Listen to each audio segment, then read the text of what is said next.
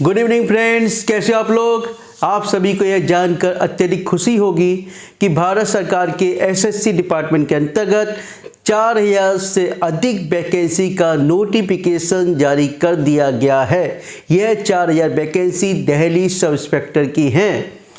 आप लोग तैयार रहिए, इसका एग्ज़ाम मई में होने जा रहा है। आप लोग लगातार तैयारी करते रहिए और मेरे साथ जुड़े रहिए। देखिए इसकी नोटिफिकेशन के देखते हैं।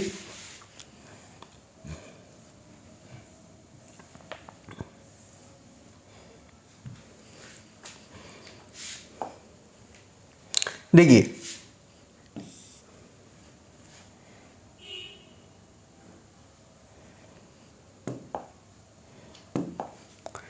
Date of submissions of the online applications, ठीक है। Sub inspector in Delhi police, ठीक है, and central armed police force examination 2024, ठीक है। यानी sub inspector in Delhi police and central armed police forces examination 2024, ठीक है, का नोटिफिकेशन जारी कर दिया गया है। ये देखिए date for the submission of the online application 4 March 2024 से 28 मार्च 2024 तक है। कितनी? 4 मार्च से 28 मार्च 2024 तक। लास्ट डेट उन्होंने दे दी 28 मार्च, ठीक है। Last date for the time the online payment 29 है, यानी एक दिन एक्सटेंड है फीस जमा करने का। इसके बाद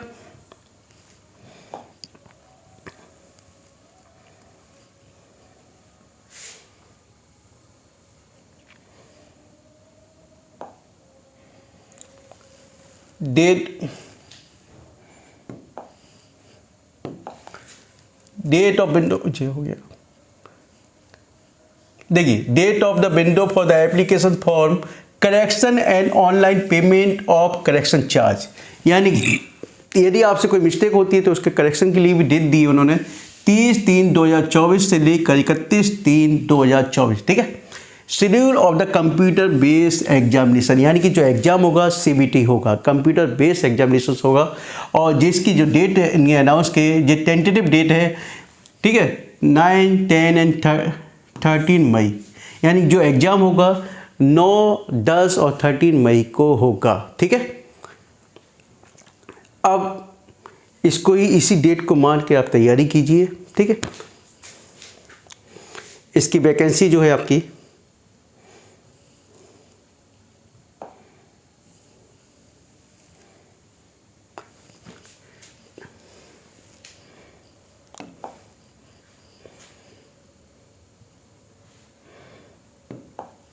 देखिए सब इंस्पेक्टर का जो है इन द पोस्ट कैरिज पे इसके लेवल 6 के अंतर्गत का जो बेसिक है आपका 35,400 से लेकर 1,12,400 तक का बेसिक है। And is classified as group B, और इसको ग्रुप बी के अंतर्गत रखा है but it is non registered, है ना।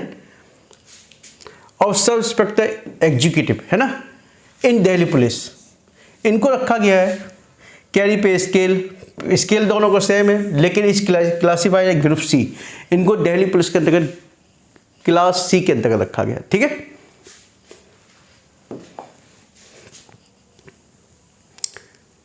टेंटेटिव वैकेंसी है, हर कैटेगरी अलग अलग दी हुई है वैकेंसी, ठीक है। इससे तो आपको ज़्यादा मतलब नहीं है क्योंकि टोटल वैकेंसी बहुत ज़्यादा है। देखिए 4000 से अधिक वैकेंसी है।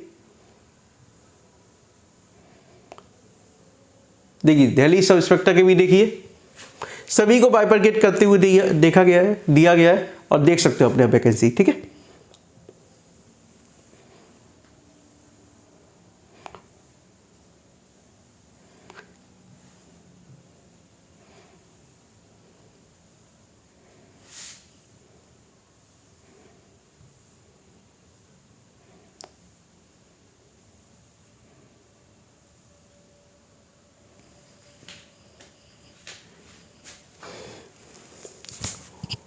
देखिए एज के बारे में इन्होंने बताया है, यानी कि एज जो आपकी काउंट होगी, the crucial date for the age reckoning as fixed as 1 August, यानी कि जो डेट काउंट होगी आपकी 1 अगस्त 2023 के अकॉर्डिंग काउंट होगी, यानी 1 अगस्त 2023 को आपकी डेट क्या है, ठीक है। और इसकी जो फॉर द पोस्ट इज 20 से 25 यानी 20 से 25 वर्ष की आयु के बीच का ही स्टूडेंट होना चाहिए। ठीक है, साफ दिया है। Candidate must have been born not earlier than 2 August 1999 and not later than the 1 August 2004। ठीक है,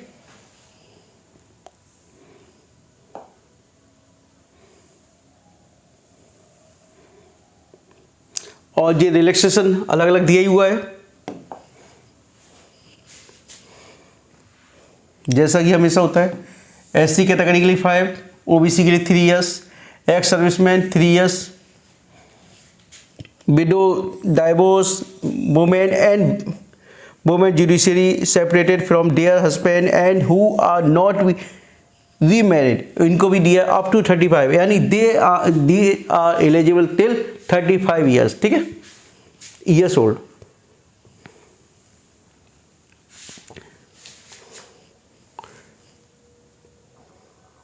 और एससी के अंतर्गत इनको दे दिया, एससी के अंतर्गत इनको 5 साल और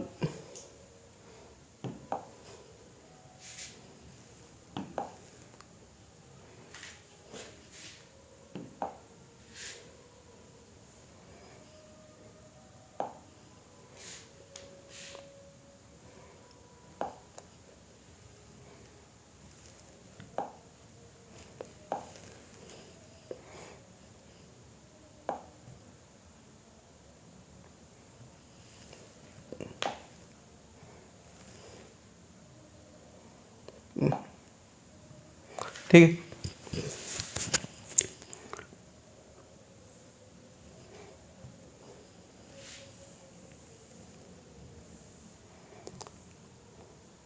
हम लोग सिलेबस की बात करेंगे। सिलेबस जो मैंने कल डिस्कस कर रहा था कि लगभग सभी एग्जाम में वही सिलेबस होता है।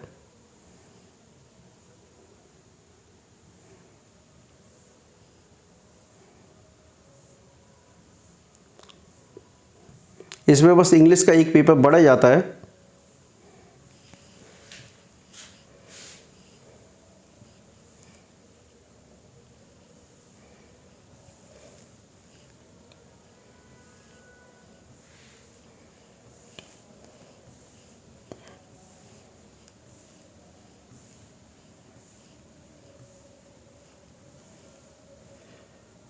एग्जामिनेशन सेंटर ही दिए हुए आपके, अपने हिसाब से सिलेक्ट करते हो आप लोग।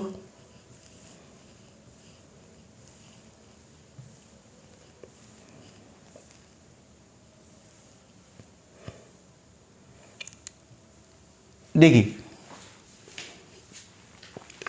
इसमें साफ लिखा हुआ है, the examination will consist of the paper 1 physical standard test, physical endurance test, paper 2 and detailed medical examinations. All these stage of the examinations are mandatory. Details of these papers and tests are as below.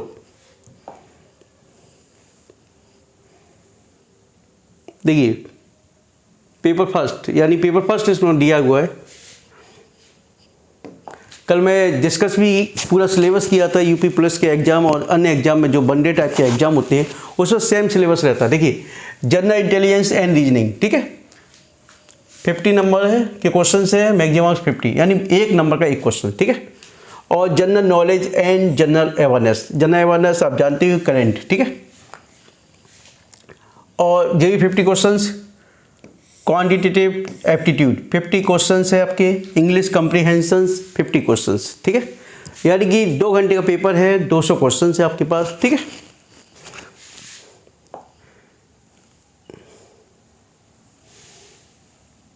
Paper 2 अब देखिए paper 2 आपका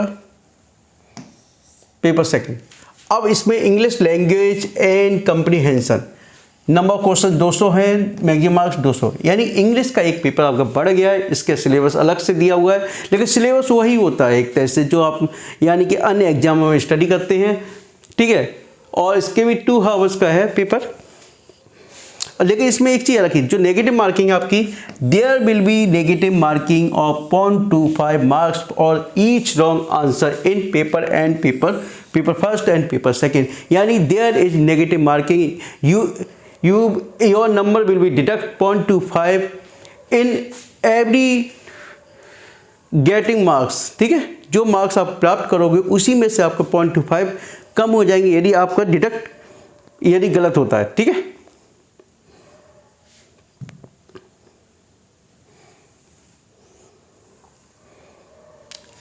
हाँ इसमें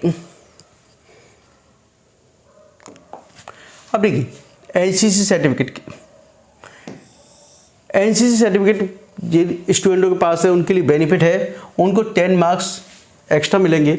इधर NCC B certificate है उनको 6 marks मिलेंगे, NCC A certificate है उनको 4 मार्क्स मिलेंगे। ठीक है, और मैक्सिमम जो है 5% ऑफ द मैक्सिमम मार्क्स, जो मैक्सिमम मार्क्स होंगे उसके 5%। ठीक है,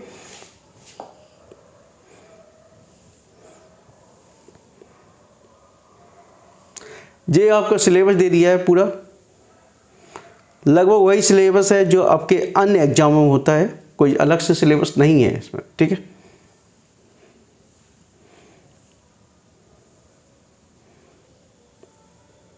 पेपर सेकंड में थोड़ा बताऊंगा आपको।